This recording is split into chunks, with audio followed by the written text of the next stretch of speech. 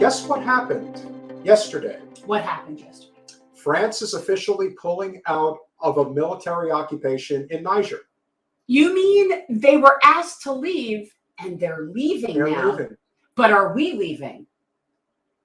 Not sure about that one. Because we were asked to leave and Joe was like, nah, think we'll stick around. Well, I think it would only be fair for the audience to see exactly what we're talking about. So here's what's happening right now in Niger. Niger. Niger? Oh, it's Niger? It's Niger. Niger. Excuse me. Niger, with the French pronunciation. That's how the Here's your French pronunciation, and here is exactly what Macron is going to say. No. That's how the people in Niger say it. Okie dokie. Here we go.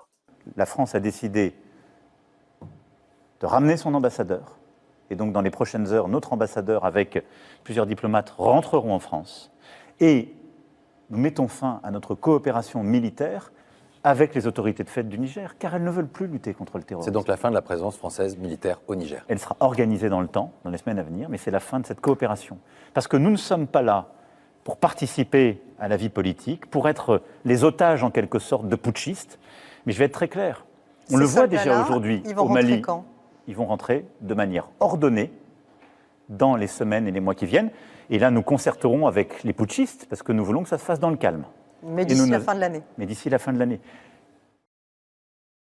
So they were asked to leave, and they're leaving. I think that's, that's progress. That's some sort of like a good amount of, sort of self-national awareness.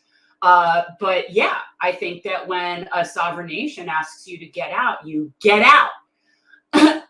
Now, why would they want to be in Niger in the first place? I'm going to go with uranium for double jeopardy. So apparently uranium plays a significant role in light bulb production, among other things, in the country of France. But we all know that uranium is used for weaponry.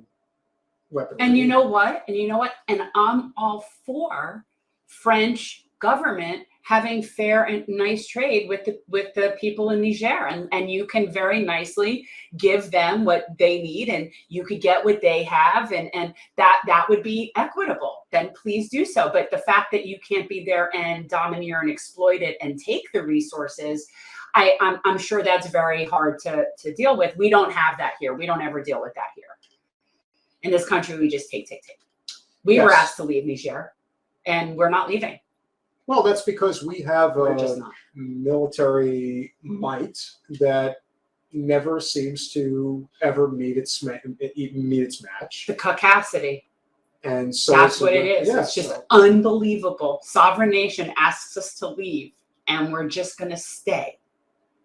And honestly, and I am not a proponent of violence, but when something violent happens and some group of people from either the military sect of Niger, I don't really understand all their politics, but when someone from one of those groups does some sort of horrible, violent terrorist thing against either Americans or whatever it is, it's like then people are going to be so surprised that happens, and it'll have to be like how we now have to go deal with them, because if we need to deal with that.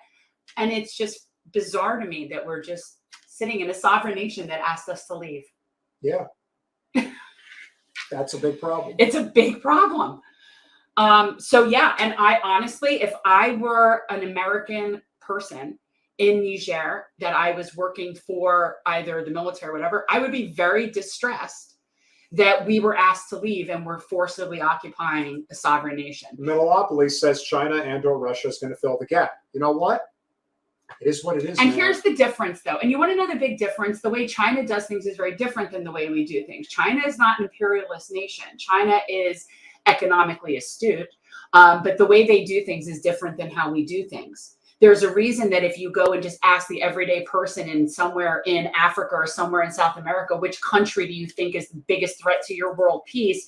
They don't say China. They say the United States. Oh, it's universal. So China is, I understand, but the thing is, we were asked to leave.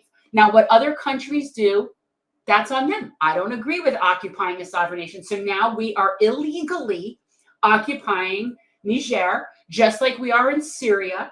And there's a handful of other places that I think fit into that category. So just add Niger to another list of countries that we're just illegally occupying. Somebody really, Americans. There's a lot of American exceptionalism that's still out there, and they are not willing to realize that there are other nations in the world, whether it is China or Russia, that other nations with rich natural resources would rather do business with them than do business with us. Go figure. It's and you know what? It's not complicated. No, and this BRICS situation, and for people who aren't following that, and I have to learn a lot more about it, but it seems to me that that's basically the rest of the world just being done with the schoolyard bully and saying enough of us. It's like American hegemony is just, people are sick of it. The world is sick of it. And so, yeah, it makes sense to me that they're going to seek an alternative. And no, maybe it is jumping from a frying pan into a fire. I don't know. But I know that it isn't working well for them having us there and occupying and taking their resources and keeping everybody on our currency and just controlling the world. I'm not a fan of it. Yeah, and there's no question. And even, again, the response is China has a great record. Who gives a damn? Who cares? Our record sucks.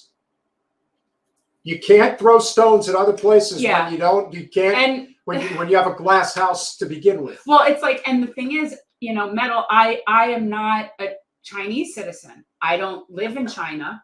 So I have no standing with that, right? Like, I can't control that. I can tell you that our government has let China have significant ownership of our country, even though we're not allowed to own a single thing in their country. So if we have to take issue with anybody, it needs to be our government for how they have not protected us and not protected our economy from governments like China.